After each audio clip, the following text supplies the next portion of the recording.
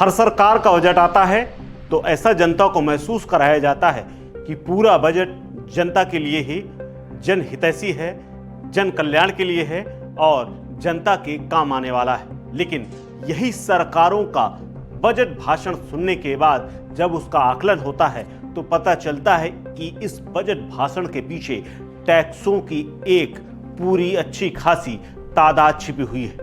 और एक दो दिन के बाद जब लोग टैक्स पढ़ते हैं और बजट भाषण का पूरा विश्लेषण करते हैं तो पता चलता है कि किस तरह से कितनी होशियारी के साथ सरकार ने ऐसे ऐसे टैक्स लगा दिए हैं जिससे आम जनता को जेब का भारी नुकसान हो सकता है।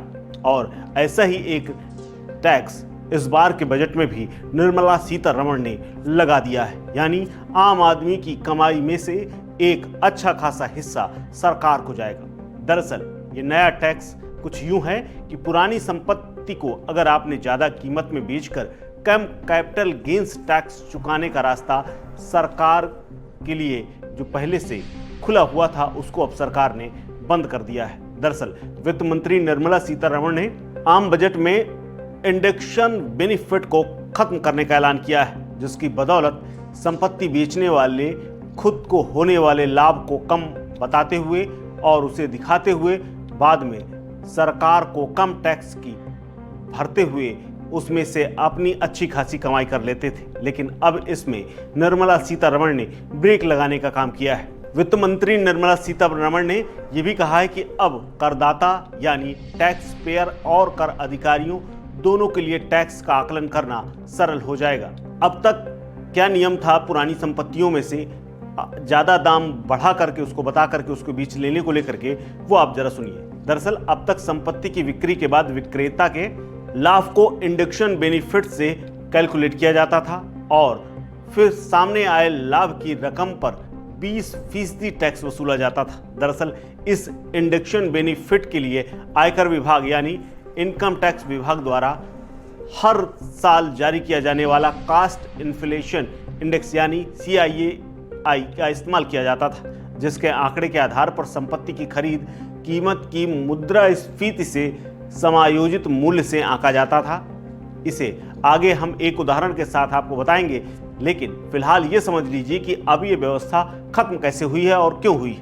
केंद्रीय बजट 2024-25 के तहत प्रस्तावित नए नियम के मुताबिक अब इंडेक्शन बेनिफिट खत्म हो जाने के बाद लाभ सीधा सीधा कैलकुलेट होगा, लेकिन उस पर लगने वाले long term capital gains tax यानी LTCG टैक्स की दर को 20% से घटाकर 12.5% कर दिया गया है। अब अगर जरा इसको समझें कि ये कैसे काम करेगा, इसे एक उदाहरण से कुछ यूं समझिए कि मान लीजिए कोई एक व्यक्ति है, एक संपत्ति साल 2004 में वो 10 लाख रुपए चुकाकर खरीदता है, जिसे उसे हाल में 44 लाख रुपए में बेचा।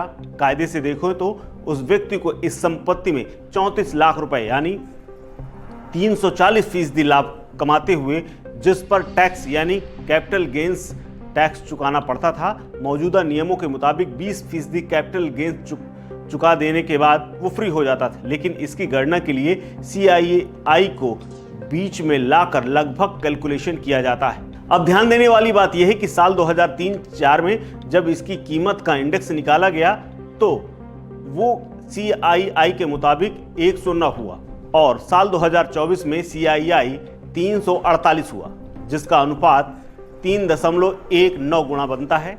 इस लिहाज से मिस्टर एक्स की यानी उस व्यक्ति की संपत्ति की कीमत 10 लाख रुपए के स्थान पर 31,90,000 मानी गई और इसका लाभ भी 34 लाख रुपए के स्थान पर सिर्फ 12 लाख माना जाएगा, जिस पर उन्हें 20% कैपिटल गेन्स टैक्स चुकाना होगा, जो 2.42 लाख बनेगा, यानी करीब 2,42,000।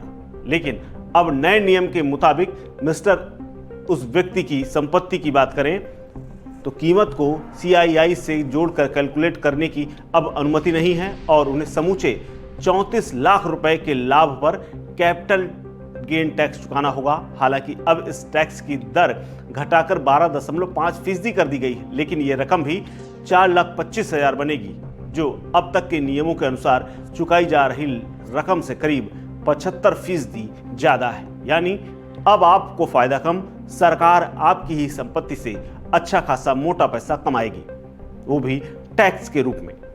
इस खबर में फिलहाल इतना ही। अपडेट्स के लिए बने रहिए वन इंडिया हिंदी के साथ। नमस्कार।